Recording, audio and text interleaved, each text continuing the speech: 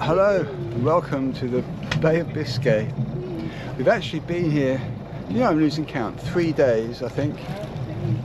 2 nights, 3 nights if you count the first night, which is not good. So this is where we are now. Focus. So we've come most of the way. We were going to go to Santander, but because we're doing well, we've moved on to go to Gijon, which is supposed to be much nicer, and it's sort of further to the west, where all the nice anchorages are, I believe. The first night we went here, the island of Hodik, which is off the French coast. So we stopped there. We'd run out of bread, and apparently there's a boulangerie on this island, which there was. Very expensive. There's no cars or anything on the island. And we anchored fine to get the shopping. We were then going to set out. It was like 9 o'clock at night. But I thought, and I'd planned us setting out there with the weather that I could see, but I thought it's sensible, well, might as well wait the night and actually get some sleep and set out first light in the morning. Bad idea, really bad idea. The same northerly winds forecast, which I wanted to ride south, were really bad at the anchorage, so I got 0 sleep. I was up multiple times, bangs and crashes all around the boat. Probably the worst night we've had at anchor. There were 2 other boats there that came in after us, anchored nearby. I think they'd copied us, and they're not quite as big. And looking at them in the morning is, I wouldn't say it's quite alarming, but close to getting alarming, watching them bob up and down in the waves and the strong current. So I haven't got no sleep. We raised the anchor to set off, and then just everything started going wrong.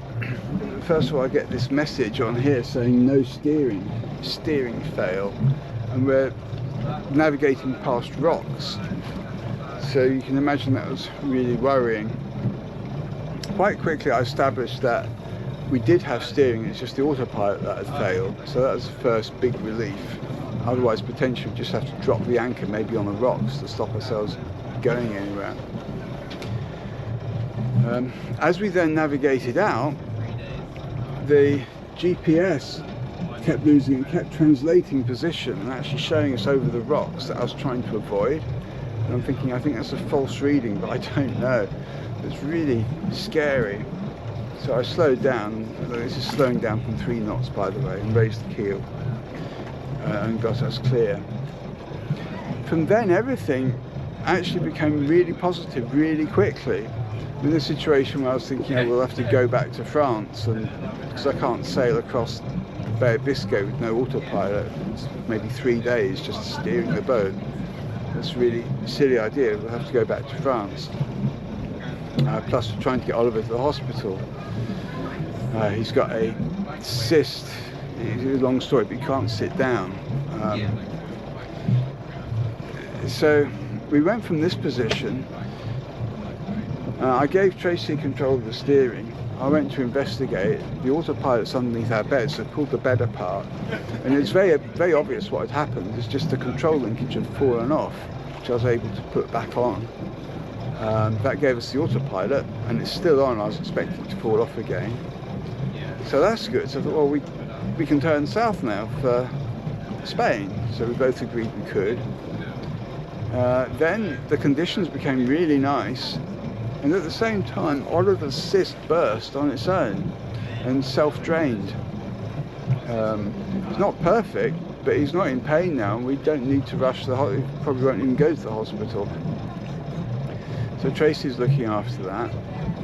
And then the weather was really nice for 2 days and nights. It's just perfect. Just the wind behind us, gentle wind, sunshine, calm seas, nothing around for 48 hours. Just like forecast. It was just lovely. And then about midnight last night the wind stopped and we became becalmed and surrounded by fog. So we've been motoring. Need to keep moving. We don't have AIS, and if we keep moving other ships will hopefully see us. But we've got our radar working and our own AIS, and that was working fine. Very scary fog. I've not been in fog. At one point I looked out and honestly I was surprised I could see the front of the boat. I put the torch on and it's just immediate white. You couldn't see the waves, you couldn't see the sea, just all these water droplets in the white of the torch. That didn't last too long, and it stayed smooth, which is nice, so we just motored along. And right now the wind has come back, well, actually no, it's 4 knots. I've taken Sky on the toilet, which is doing quite well. That's a big effort for Sky and me at the front of the boat. Say duties, make her go round and round and round. She knows what she has to do. She finds it really difficult. It's really against her instincts. But she's done that now twice. And at the moment, what I don't want to do is to arrive too early at Gijon, which if we just keep motoring we're going to be there about 4 o'clock in the morning. So A, it'll be dark, I don't want to go in when it's dark. B, there'll be no one from the marina to help us. C, they might charge us for that night. I understand the marina's quite expensive. On the other hand, if the weather suddenly turns bad, and it's been 3 days since we've seen the forecast and the barometer's dropping slowly, if it's really bad, you actually want to stay out at sea, you don't really want to sort of put into somewhere, but I don't think it would be like that. So we've got about 50 miles to run, quite close, so we'll stall for time. I'll put the sails up, won't matter if we're going slowly.